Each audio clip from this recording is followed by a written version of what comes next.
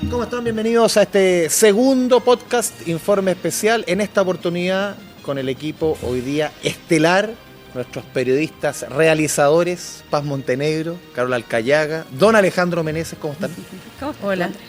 A ver, claro, casi 40 años de Informe Especial sin perder el foco siempre en las grandes denuncias, pero también en las temáticas sociales, en los temas que hoy día nos atraviesan como país.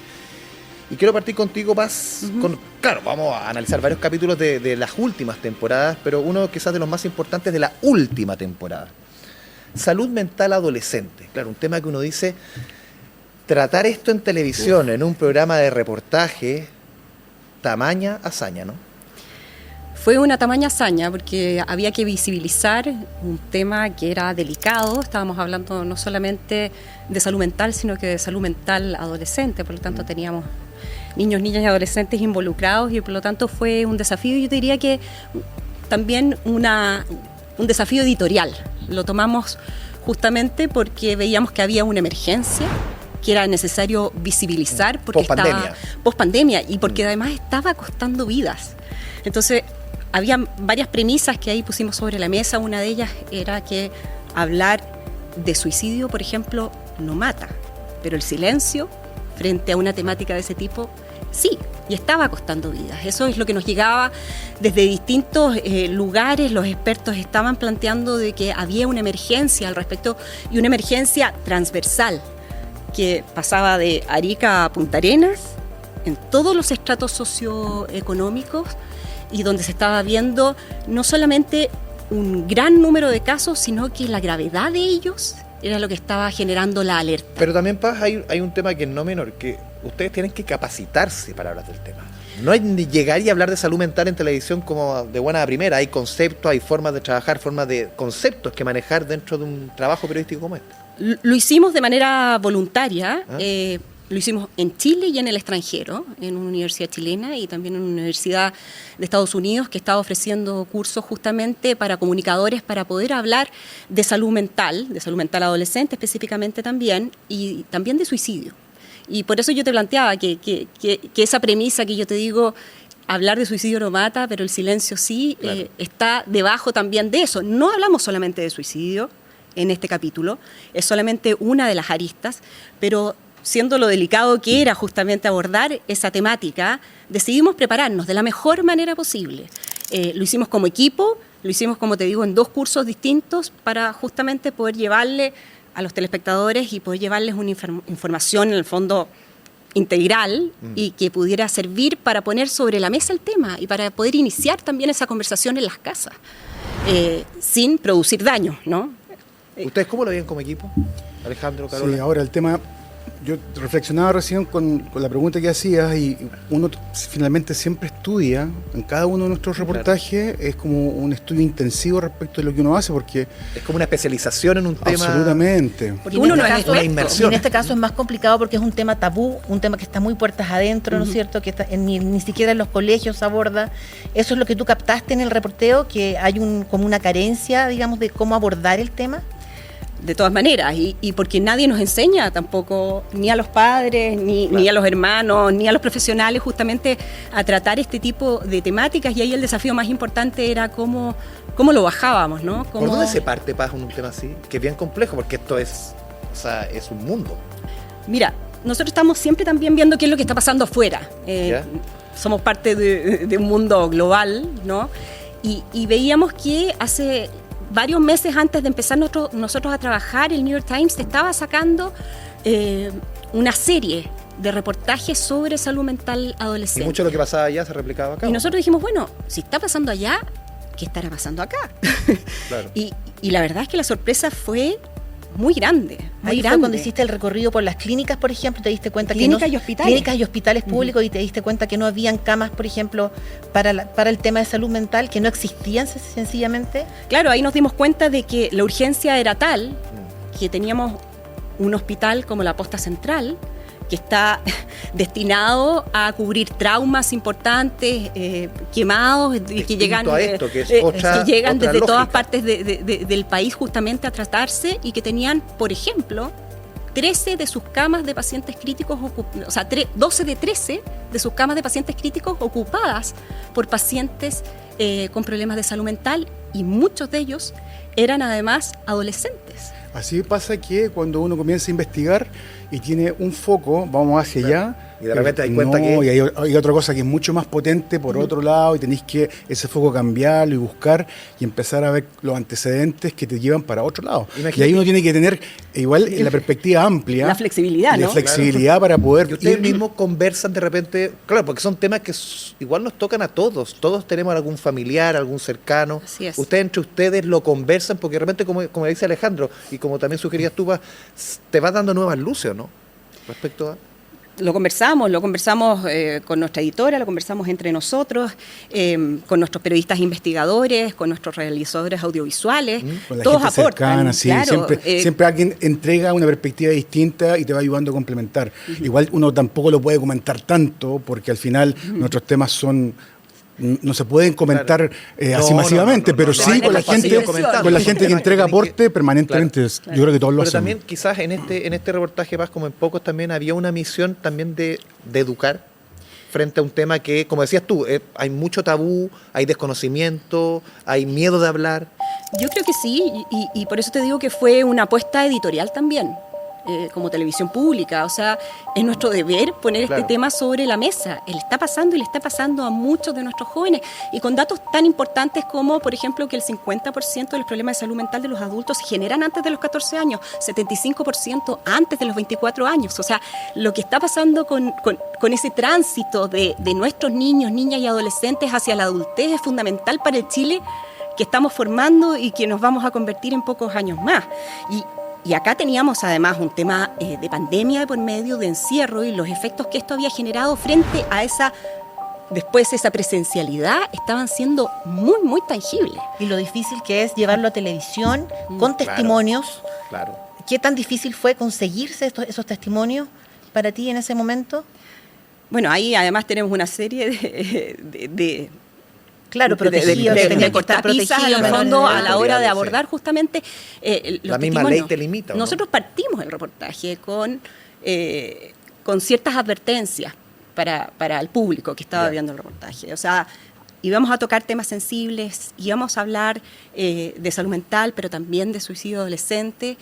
Ofrecíamos también una serie y una batería de herramientas para quienes quisieran profundizar o estaban pasando por un momento delicado con alguno de los propios familiares o cercanos, y partimos así justamente el reportaje, cuidando la forma y el fondo. ¿Cuál fue la línea del reportaje? La línea tenía que ver principalmente con esta crisis que estábamos viviendo, esta emergencia nacional que quizás no todos estábamos viendo, no todos aquellos que no estaban tan involucrados, y que por lo tanto lo que hicimos fue visibilizarla, pero poniendo también sobre la mesa aquellas falencias que tenemos como papás, como profesionales, como Estado. Y ahí, como sociedad teníamos muchas, y tenemos muchos pendientes. ¿Y qué pasó después del reportaje? Bueno, pasan muchas cosas. Nosotros igual fuimos al gobierno a preguntar qué estaba pasando con este tema. Es una prioridad para el gobierno del presidente Boric. El presidente Boric es quizás uno de los... No sé si es quizás, es el primer mandatario que ha relevado el tema, incluso en su experiencia personal. Claro. Y eso yo creo que abre una puerta. Pero aún así, subsanar los déficits, estamos hablando de un 44% de déficit en materia de camas hospitalarias para este público específico. Es mucho más fácil, es 14 veces más fácil que un adulto reciba atención, que un adolescente la reciba en esta materia. La lista de espera es alarmante. Tú me decías en el reportaje, son 426 días de espera. ¿Para un especialista? 426 días de espera para un adolescente, para llegar a tener una hora con un infanto juvenil. Claro. ¿Y qué te pasa a ti más cuando te vas metiendo en el tema, cuando vas conociendo los casos? Claro, después de ¿qué te pasa a ti? Porque tocas un tema que es bien complejo, es difícil. Un tema complejo que en lo personal también me había tocado vivirlo muy de cerca. Bueno, uno se lleva la mochila para la casa. Eso, todo cargadita, bien todos los días uno se lleva, porque además es imposible no empatizar. Es imposible no empatizar con esa madre o ese padre que no lograron ver lo que le pasaba a sus hijos, o con ese adolescente o esa chica que te dice, ¿sabes qué? me siento sola. Si lo que más me pasa es que siento que no logro conectar con el resto. Y por eso también ahí abrimos, que fue súper interesante, una conversación horizontal con los jóvenes, con las y los adolescentes. Nos sentamos en una mesa redonda, nos miramos a los ojos a la misma altura y les preguntamos también. Ellos son parte de este tema, son una población de 2.500.000 adolescentes en nuestro país que están entre los 10 y los 19 años. O sea, imposible llevar adelante un proyecto de este tipo sin preguntarles a ellos. En este minuto no se concibe, por lo menos nosotros no lo concibimos así. Y el denominador común era el tema de la soledad en los jóvenes, ¿o no? Mucho. ¿Y qué fue lo que más te costó?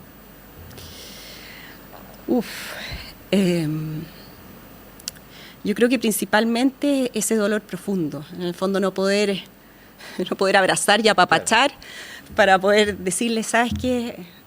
Esto es pasajero, esto va a pasar, te prometo que la vida es mejor que esto. Yo creo que esa desesperanza profunda en ellos, que no lograban ver la luz después del túnel, yo creo que eso fue lo más duro. ¿Y alguno de ellos después del reportaje habló contigo? Sí. ¿Te llamaron? ¿Y qué te decían?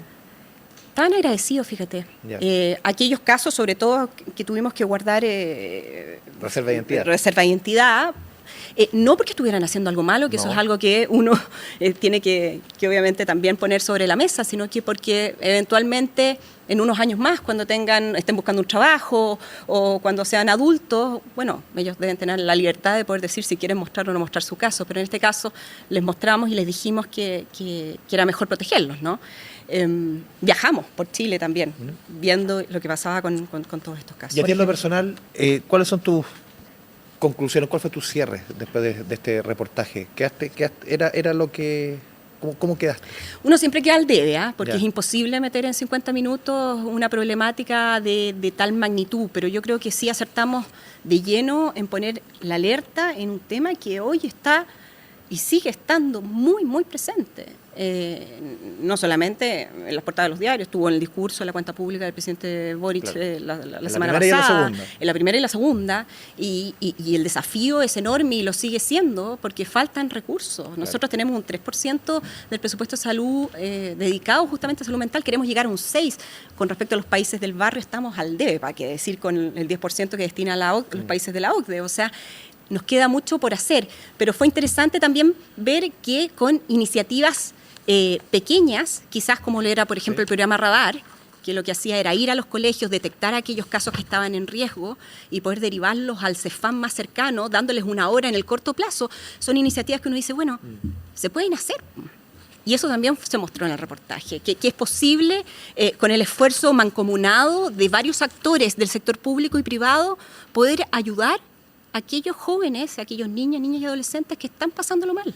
¿Cachai el background que tiene? De cómo maneja las cifras y todo eso, es lo que estábamos hablando antes. Sí. A ver, vamos a otro capítulo. Antonia Barra, Alejandro. A ver, debe ser de los casos más mediáticos de los últimos años. Hasta el día de hoy estamos en presencia de un segundo juicio en el caso de esta joven que falleció hace un tiempo. A ver, lo primero uno dice, ¿cómo subirse a un caso así? No es que, claro, uno dice, claro, todos hablan de esto, todos quieren saber de esto, pero no es llegar y subirse en un programa de reportaje a un caso como este.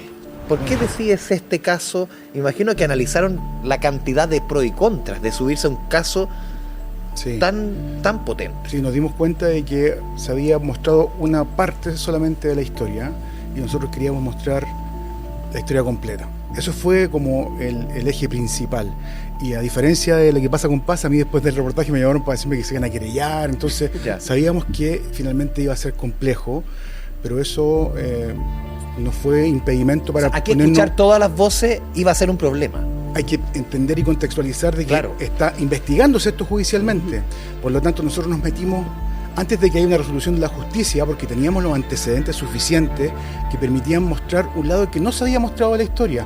Y lo que queríamos hacer era establecer la cronología de cómo había sucedido todo y cada punto que fuese irrefutable para que la gente en casa pudiera sacar las conclusiones y mirar no con un ojo, sino que con ambos ojos. Y claro, cuando yo ocupé material que era reservado desde la carpeta, obviamente que llamaron para decirnos que se iban a querellar, y además hubo una muy mala onda porque porque la gente tampoco entendió cuando ya tiene hay un precepto, hay un Claro, prejuicio. aquí había un pues, culpable mediáticamente que ya estaba, Sí, ya estaba condenado. tal cual. Material como por ejemplo la entrevista que dio ante la PDI o te por refieres ejemplo, a las escuchas telefónicas, por ejemplo, a los mensajes. A la escucha telefónica, el material, a la declaración que no había salido en ninguna parte. Eran un golpe, o sea, claro, era un claramente. golpe periodístico, pero también uno tiene que, en ese caminar, ese transitar por la cornisa, tiene que saber que tiene que estar resguardado por cada uno de los flancos que se abren, porque efectivamente genera mucha polémica, pero lo que siempre tiene que primar, y lo que a nosotros nos llevó a meternos en ese tema que era conflictivo, era el compromiso con la verdad. Era mostrar también unas versiones que quizás el público, o buena parte, porque recordemos que este juicio, cuando lo transmite el canal, el streaming del Poder Judicial, fueron más de 1 millón de personas viéndolo. Sí, claro. O sea, sin lugar a duda, el que fue hasta ese minuto, y creo que hasta el día de hoy, el más visitado a través del streaming del Poder Judicial. Ustedes ponían, la gracia era poner versiones e información que quizás también buena parte de la población, no sé, quizás no quería escuchar, quizás no quería ver. Sí, claro. Y detalle, con tanto claro. detalle, no solo las imágenes que habíamos visto todos, ¿no es cierto?, sino que es súper impactante escuchar los testimonios de cada una de las amigas, ¿no es cierto?, del DJ. Y de la familia de Martín Pradena. Y de la Sí, familia claro. de Martín Pradena, los hermanos. ¿Cómo ¿no es fue cierto? convencer a la familia de Martín Pradena? No, me imagino que no fue fácil. No fue fácil. Y fue también el compromiso cuando yo me junté antes con ellos y les dije, el compromiso nuestro como programa es con la verdad. Ese es nuestro compromiso. Entonces nos van a entregar material, nos van a ir contando. Ellos estaban absolutamente cerrados también porque veían agresiones por todos lados. Entonces finalmente confiaron en el programa. Fue clave que tiempo atrás el abogado de la familia había trabajado con Informe Especial en otro reportaje. Entonces Había un conocimiento había previo. un conocimiento en relación a que el programa trataba seriamente, con rigor periodístico, la información. Entonces eso nos permitió finalmente poder acceder a todos estos antecedentes exclusivos. Y una de las cosas que uno puede destacar, sobre todo en la forma, cuando uno habla de forma y fondo es importante, son las dos cosas importantes, porque es un acercamiento honesto el de Alejandro. Se para frente a la familia, se sienta también horizontalmente frente a ellos, como lo decíamos con los adolescentes, y les pregunta lo que les va a gustar que les pregunten y lo que no les va a gustar que les pregunten. Y ahí, bueno, las respuestas van entretejiéndose y van dando cuenta de esta historia. Y otro punto que a mí me gustaría destacar es que para nosotros el desafío hoy es mayor que antes, porque la información se va conociendo por goteo, sobre todo en estos redes casos sociales. de larga duración. Se conoce por goteo de forma parcial, fragmentada. A veces interesada. Claro, la gente se queda con impresiones también a medias. Entonces, esta posibilidad de poder dar cuenta de la historia completa es un tremendo desafío, pero también el producto No, y como dices tú, es Pa, bueno. en épocas de redes sociales, que aquí muchos quieren escuchar lo que quieren escuchar. Sí, claro. ¿O no, Alejandro? Sí, así fue. Porque Así es fue tal más cual. Es más selectivo, ¿no es cierto? No, y además también, bueno, salió el reportaje y inmediatamente la familia de Antonia sacó una serie de puntos públicamente a través de las redes sociales diciendo que Informe Especial no dijo esto, por ejemplo. Entonces, ¿qué podemos decir y qué no podemos decir? Nosotros nos ceñimos específicamente a la historia cronológica, a hechos irrefutables. Entonces, Aquí no había de alguna forma un juicio, no nada, había decir esto no. podría. No, Era mostrar exactamente lo que había pasado y además las dos visiones.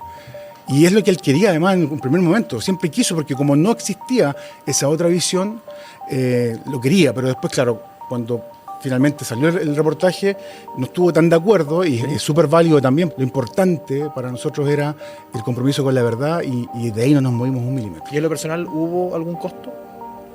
O sea, sí, me amenazaron por redes, esas cosas típicas que suceden, pero que no tienen mayor importancia, la verdad. Uno tiene que enfocarse en el trabajo que tiene que desarrollar periodísticamente. Ahí está el compromiso, los otros son como efectos colaterales nomás. Claro, y uno sabe que es muy difícil que frente a una investigación o un reportaje los que hacemos nosotros, queden todos contentos. Aquí por donde lo tomes, por donde va a lo generar un tomes. ruido. Claro que sí.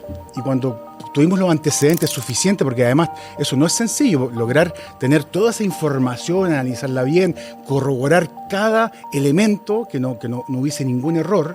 Entonces, cuando había alguien que me señalaba o me criticaba el reportaje, yo le decía, por favor, un elemento que no corresponde a la verdad. Y además en la justa medida, ¿no? Porque me imagino y sabemos que Alejandro tenía más material del que mostró en ese capítulo, pero hay cosas también que por opción nosotros sabemos que tenemos ciertos límites y eso también lo explicamos, ¿no? Para evitar un sensacionalismo porque sí nomás. Nosotros finalmente contamos lo que nadie antes había hecho con material que era exclusivo, que efectivamente uno dice, ok, tiene el elemento periodístico que uno siempre busca también, ¿no? De golpear con algo que no se ha visto, pero más allá de eso era finalmente mostrar la realidad de lo que había pasado desde las dos visiones. ¿Con qué sensación quedaste después del reportaje? Quedé con la sensación de poder ayudar a que saliera la verdad, un caso que era súper importante y donde todos comentaban, y en la casa lo comentábamos con mi hijo, pero comentarlo desde la perspectiva de tener mucho más antecedentes. Y mirando con el retrovisor, un caso, yo te lo decía en la presentación, que sigue hasta el día de hoy, vamos en un segundo juicio. ¿Cómo cambia o cómo ves esa perspectiva ya con el paso del tiempo? 3 años más o menos del reportaje. Sí, claro, o sea, nos permite, creo que fue una muy buena decisión haber abordado el caso en el momento en que pudimos hacerlo, que fue valiente de parte del programa, y uno espera eso también del informe. Cuando están este tipo de situaciones, casos que generan debate, que dividen, que generan también campañas. Es mucho más complejo. Claro, entonces, uno puede pensar, claro, aquí vaya a sacar más rating, y no, es mucho más complejo trabajar.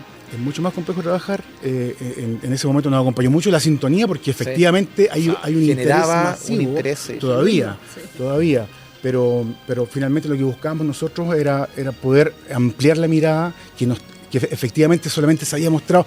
Igual a mí me pasa lo personal, que cuando yo veo, como que me desespero, porque uno tiene mucha más información que el común de la gente y empieza a ver, pero ¿por qué esto no ha salido? ¿Por qué esto no ha salido? ¿Por qué esto no ha salido?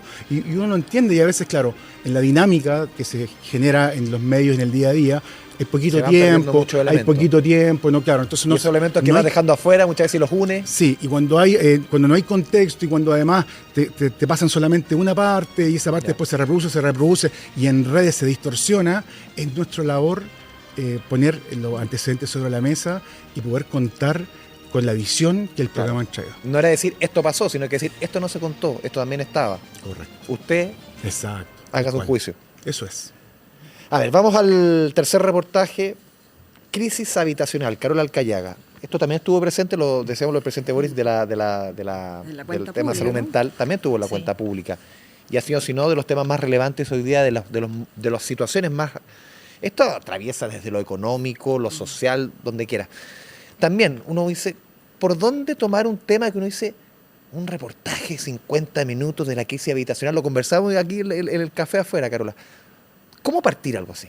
Un tema que es muy potente, que le toca mucho, pero... muy transversal, ¿no es cierto? Y que tiene muchas aristas, porque abarca, como dices tú, toda la sociedad, todos los estratos sociales. Lo más complejo en este reportaje para nosotros fue tratar el tema de la crisis habitacional en la clase media. Fue muy complicado conseguir los testimonios de gente que está perdiendo su casa, de gente que perdió el trabajo, por ejemplo, y que no pudo seguir pagando el crédito hipotecario, y que por eso, en el fondo... Claro.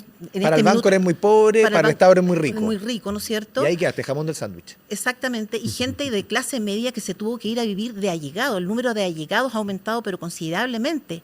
¿Y cómo consigues tú los testimonios de esas personas que tienen vergüenza, que no quieren que en los colegios se sepa, ¿no es cierto? Tenemos el caso de un ex fiscal, ¿no es cierto?, que entrevistamos, que había pagado la mitad de su departamento, quedó con 4 o 5 cuotas, debiendo 4 o 5 cuotas, ¿no es cierto?, y se tuvo que ir a vivir una cabaña prestada.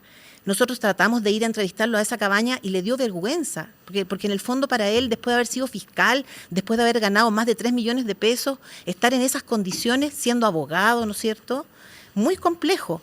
Entonces, a nosotros nos costó mucho llegar a esos testimonios. Tenemos casos de personas, por ejemplo, que habían pagado 17 años su casa, que en el fondo debían 9 millones de pesos, 3 años, y que la perdieron, que están totalmente desprotegidos, ¿cierto? Y ese es un tema que no se aborda en las políticas estatales, ¿no es cierto?, que es la clase media, de cómo protegerlos cuando pasa que el banco en el fondo te quita, entre comillas, la casa porque no hay políticas estatales que protejan a esa clase. ¿Con qué te fuiste topando, Caro? Porque uno suele pensar, claro, que hablar de subsidio habitacional y vivienda social, esta es otra realidad.